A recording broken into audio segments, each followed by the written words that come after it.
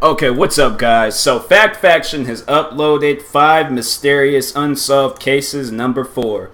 Now, yeah, I've been on that. Like, I think I reacted to the last 3. If I didn't, then I'm positive I reacted to them and stuff. But yeah, I like the unsolved ones because it's like you don't never know what happened. I try to guess what happens to them and things, but it's always something interesting to talk about and stuff. So anyways, yeah, Fact Faction, shout out to them. Make sure you guys go subscribe to them for more videos like this and things. But in that being said, let's just get right on into this video because I enjoy these ones. So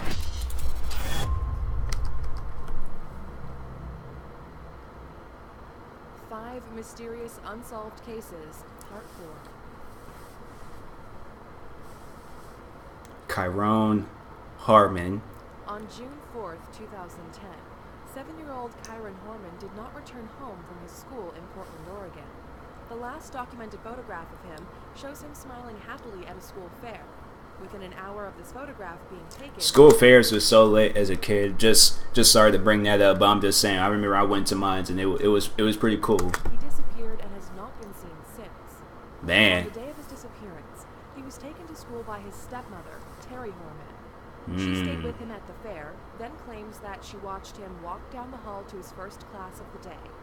Tyron, however, was not seen by his teachers and was marked absent for the day. He seemingly disappeared on his walk along the hall. Terry Hartman apparently then went about her normal routine before posting pictures on Facebook at around 1 p.m. on the same day. These pictures showed Tyron at the school fair. When Terry and Kyron's father, Kane, walked to the bus stop to meet Tyron after school, he was not on the bus. The bus driver reported that Tyron had not boarded the bus, and his teachers claimed that he had been marked absent for the full day. Wow. Suspicion was of course aimed at Terry, though nothing could be proven. The family gardener later told police that Terry had offered him a lot of money to murder her husband. This speculation could not be... Wow. Oh, yeah. It kind of seemed like that the stepmom was behind it. Step parents, yeah, it's like, man, that is, dang. I'm like, I kind of have a feeling that she was behind it, but... They were later divorced, and Kane took out a restraining order on his ex-wife. Kyron's biological mother, Desiree Young, attempted to file a lawsuit against Terry in her belief that Terry was responsible for the disappearance of her son. This lawsuit was later dropped. Kyron's family continued to search for him and have set up a website in his honor. It lists many of his favorite foods, movies, hobbies, and more. Since his disappearance, Kane has built a wall of hope for his son, a public place where people are able to pray for his safety. Man. Terry, who initially failed a polygraph test after the disappearance of Tyron, believes that the boy was kidnapped from school. In televised interviews, she denies any responsibility. Wow, she was on Dr. Phil? Wow, that's crazy. But yeah, I have a feeling she was behind it. Like, I don't know how it was, like, indoors and stuff, like behind the scenes with the stepmom and the son and things. But it's like, yeah, if the stepson or if the son didn't listen to the stepmom at all and stuff, then yeah, she probably, and then plus the gardener talk about, oh, if I'll pay, like she tell the gardener saying that she'll pay him money to kill her husband and things, and it's like, yeah, something just don't seem right. You got the gardener, then you got the school going against what you're saying. You're saying that you've seen him walk down the hallway and stuff, but the school said that they didn't see him. So it's like, how do you explain that? Like, come on now. But yeah, she has something to do with that. I feel like she did, and she ain't saying anything, and so it's like, yeah, it's sure. My thing is, whoever, if anybody did do anything to that boy, they will get theirs. All right, maybe it wasn't her, maybe it was somebody else, but at the end of the day, karma. That's all I gotta say about that. Somebody's going to get theirs. Brian Schaeffer. On March 31st, 2006, 27-year-old Ohio State medical student Brian Schaeffer was drinking at a bar with friends from whom he later became separated. He was seen on CCTV at around 2 a.m. talking to 2 girls outside of the same bar before re-entering the building. This is the last recorded footage of him.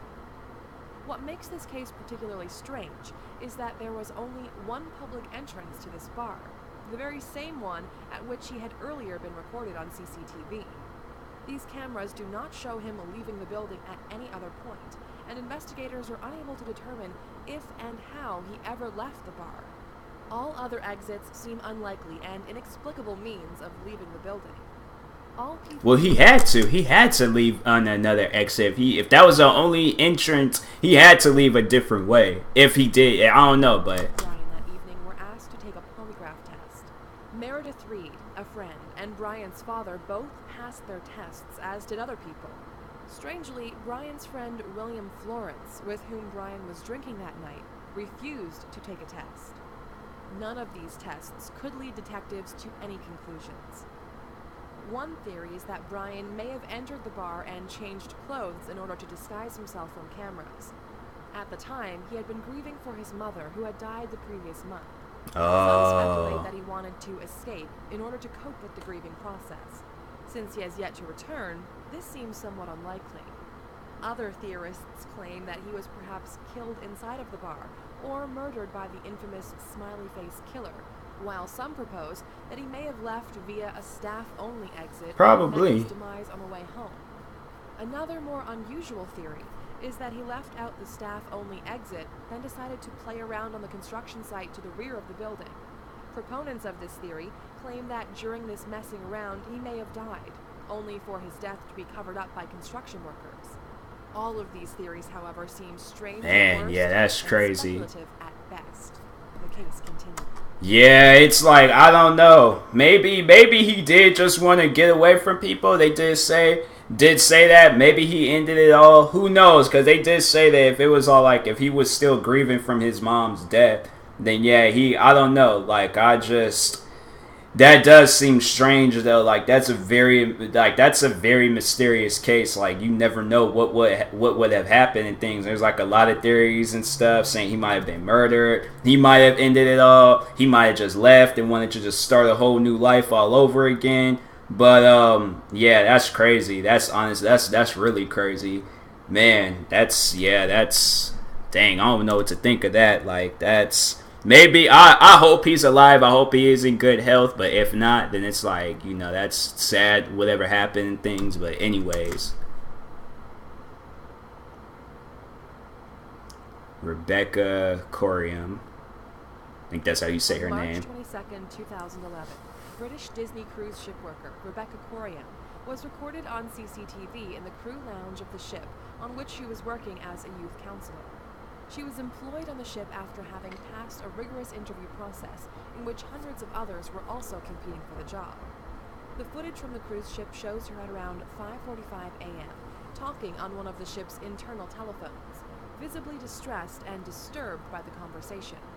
During the phone call, a male crew member approached Rebecca and asked if she was okay. Rebecca responded with, "Yeah, fine," before hanging up and walking away. This is the last time she was seen alive. The alarm was raised once Rebecca didn't turn up for her shift at 9 a.m. the same day. A thorough search of the cruise ship, Disney Wonder, was carried out, but the 24-year-old could not be located. Disney claims that the CCTV footage was taken from Deck 5 and believed that she was thrown overboard after a freak wave. However, the footage states that it was actually taken from Deck 1, which may suggest that she was heading to the nearby medical center. In the footage, Rebecca inexplicably appears to be wearing men's clothing. It is not known who she was talking to on the phone, though some suggest that she was involved in more than one difficult romantic relationship. Many people theorize that she may still be alive. A few weeks after her disappearance, Rebecca's mother received an email to say that there had been suspicious activity on Rebecca's bank account, while Rebecca's uncle claims that the password to her Facebook account was changed. Around a year after her disappearance, a woman contacted Rebecca's family, claiming that she was 85% sure that she had seen the missing woman walking with a dark-haired man in Venice. In October 2011, journalist John Ronson journeyed on the ship from which Rebecca disappeared and spoke to several of her colleagues. All of these colleagues claim that Rebecca fell overboard, and many suggested and implied that the footage does indeed exist of her falling from the ship.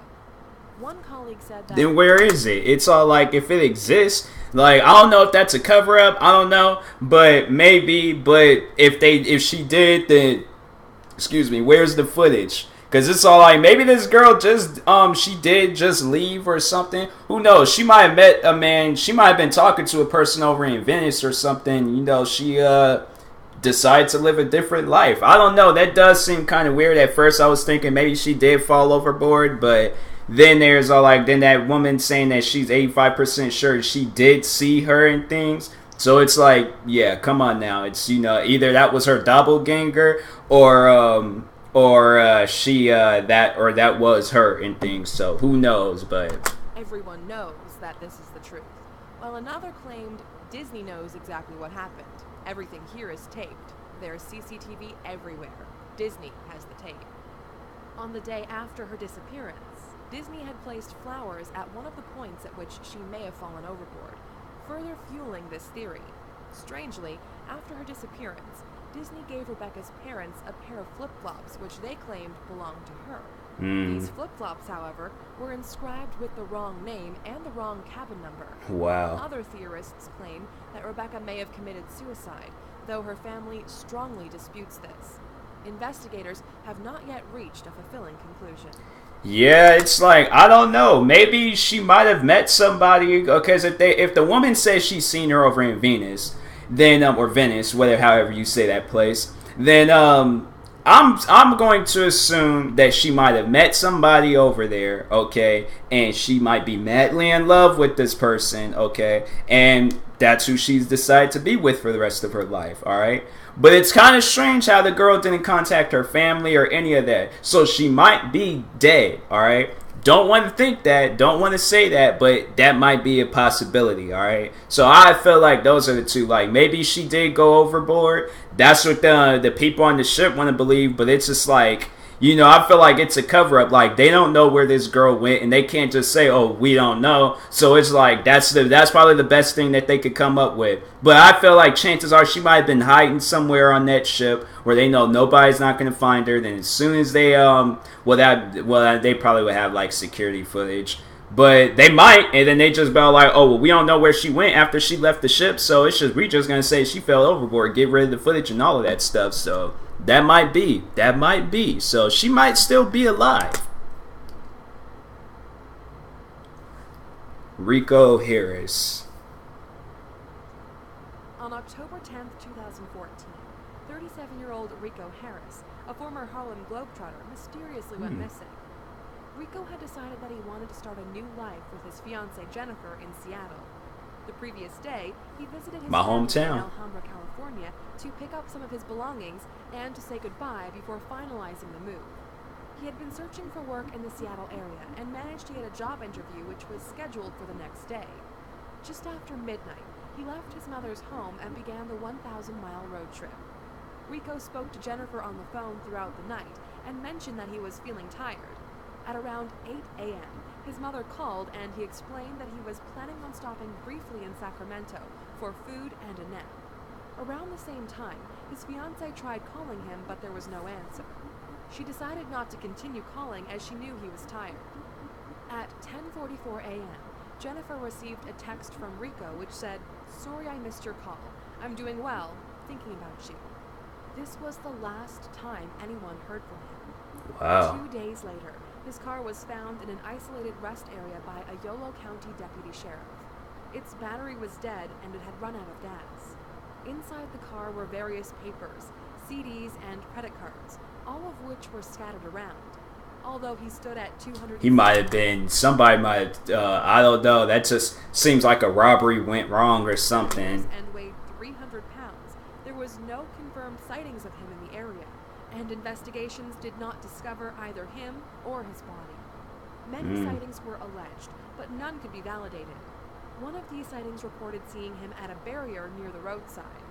Investigators were able to find his backpack, which was found about 1,500 feet from the location at which he was believed to make his final call. Inside the backpack was Rico's cell phone and jumper cables. Strangely, officers found a number of photographs on his phone, including a selfie of Harris standing in front of a Yolo County road sign. The cell phone also included some videos, which were seemingly taken unintentionally. Eerily, these videos showed Harris tearing papers, singing along to music, and tossing CDs around his car. These videos were taken on the evening of October 10th, the night on which he disappeared. Rico had a history of alcohol and drug abuse, so some speculate that he may have taken a combination of drugs before wandering into the woods and getting lost. Investigators also have reason to believe that he may have returned to the site a week after he went missing. Rico, or his body, has still not been found. Wow. Yeah, I don't know.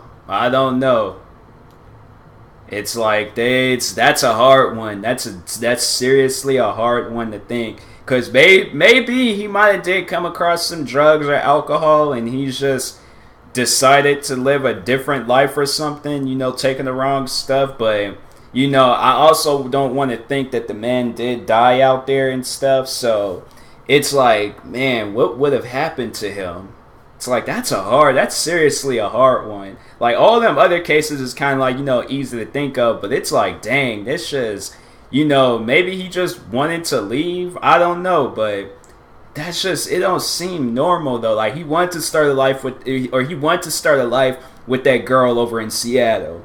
So it's like, that's kind of strange itself. Like, you know, you wanting to start a life, this is your plan, this is what you want to do, and then all of a sudden you just disappear. Like, I feel like that might have been a robbery gone wrong or something. You know, that might have been the last message he sent to his girl. But I feel like they could have been a robbery gone wrong, something, I don't know, and things. So, they said they still haven't discovered that man. So, it's like, dang. I want to, like, just go through these and stuff. Because when was this video uploaded? This was uploaded in April. Like, who knows? Maybe they, something might have turned up over these guys since April, because it has been a couple of months and things. So a few months actually. So yeah, who knows? But anyways, it's like same thing. My space bar was messing up. Corium McKee. In the early hours of September 24th, 2016, 23-year-old British Royal Air Force Regiment gunner Corium McKee went missing during a night out drinking with friends in Bury St. Edmunds, England. He was asked to leave a bar by a doorman who claimed he was too drunk.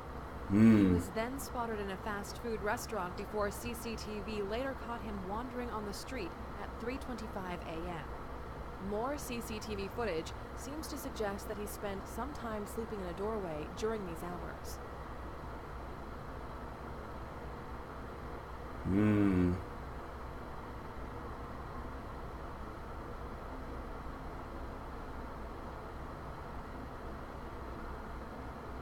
He is walking like he is kind of drunk and stuff. So, I mean, they did say he just came from a bar, but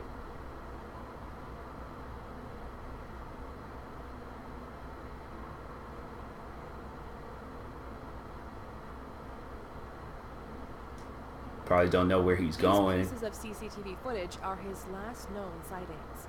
Investigators discovered that, on the morning of his disappearance, McKee's phone moved 12 miles in 28 minutes, which heavily implies that he, or his phone, were at some point in a vehicle. One major theory speculates that his body was placed into a garbage truck before then being dumped at a landfill site. McKee's phone received signal at this landfill site 90 minutes after he was last seen on CCTV. However, there are conflicting reports about the weight of the cargo inside of the truck, so this theory can neither be confirmed nor denied. Police are still investigating this landfill site in an attempt to find his body. Later in the investigation, the back of a phone was found at the area at which McKee was last thought to be detected, though it could not be confirmed whether or not this phone belonged to him. Wow. Some investigators have claimed that the area in which McKee disappeared from was so densely covered with CCTV that it would be impossible to leave on foot undetected, almost confirming speculation that he entered, or was forcibly placed into, a vehicle in order to leave the area. Earlier in the year, a British Air Force member was the victim of a kidnapping attempt, and some have drawn parallels between... Yeah, it just seems like a kidnapping, you know? Because it's like what they're... Just from what they're saying, like at one point he was in the vehicle, then all of a sudden he ended up in a landfill. Feel like he could have been robbed, okay? Because I don't know if they... Let's see if they might have found like any credit cards or anything. Investigations? Because if they haven't found anything, like no credit cards or no money or no anything, then it's like, yeah, something ain't right. So he might have been kidnapped. then they might have killed him and dumped his body at that site thing. Yeah, that don't seem right to me. That don't seem right at all. That seemed like something that was a setup and stuff. So yeah, yeah, that just doesn't seem right to me and things. But to like, I don't know, what do you guys think? I felt like, yeah, that last guy, definitely something had went wrong. Something had to go wrong. You don't just disappear like that, all right? So yeah, I think something went wrong, all right? And I think he might have been kidnapped. And it's scary how like that can happen to a person and things, you know. But yeah, it's like, you know, that type of stuff. It's you know, it's just gotta just be aware of your surroundings and stuff. Can't be outdoors and stuff drunk. Like, that's why I'm just all like, you know, thinking, like, hearing stuff like that makes me not even want to drink. If I do, it makes me want to stay in the house and drink, okay, and just be with friends at all times or something, like, you know. But it's scary how that type of stuff happens and things. So it's yeah, you know, like, that's why I'm like, I highly recommend people, if you are gonna drink, you have a few drinks, you go home. You don't need to be drunk to go home, all right? You just have a few. When you feel like you're getting drunk, then that's when you just call it quits, all right? So, but anyways, yeah, that guy, he might have been, like, I feel like he might have been robbed. They might have taken money from him and things, and if they didn't say anything about that. But let's just, I Google and stuff. McKee.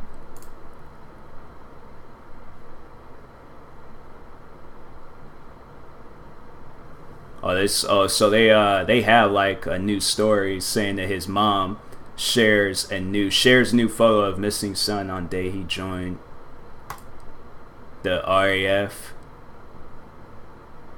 to mark 40 weeks since his disappeared night out. Dang, he's still gone? Man. Continue to search the landfill. So they're still searching for it. Drawn pictures show how team specialist officers have completely changed the search area for a 4-month period. Wow. Gave birth to their couple's baby girl. Dang, and he has a kid out? Man. Yeah, it's like they haven't said anything, but still though, that's crazy how that type of stuff happens. But anyways, make sure you guys go subscribe to Fact Faction. That was a very interesting video and things. So I always like guessing like what happened to that person, you know, because it's just like, you know, you never know what happens. So it's just like me, I feel like maybe my guess, or I might say something to help out those people and things in case that they ever do decide to watch a video like this. But chances are, I love the 4th of July because it's just, you know, it's fireworks left and right and things, and it's so random. But anyways, yeah, I always like just guessing what happened and stuff. So anyways, thank you guys for watching. I hope you guys enjoyed this video. And if you're new, please like and subscribe. Make sure you go subscribe to Fact Faction for more videos like this. They got over 300K. So yeah, they got like 377,000 subscribers. So yeah, get them to 400K, people. Make it happen. But yeah, and that being said, I will talk to you guys later. Thank you for watching, and peace.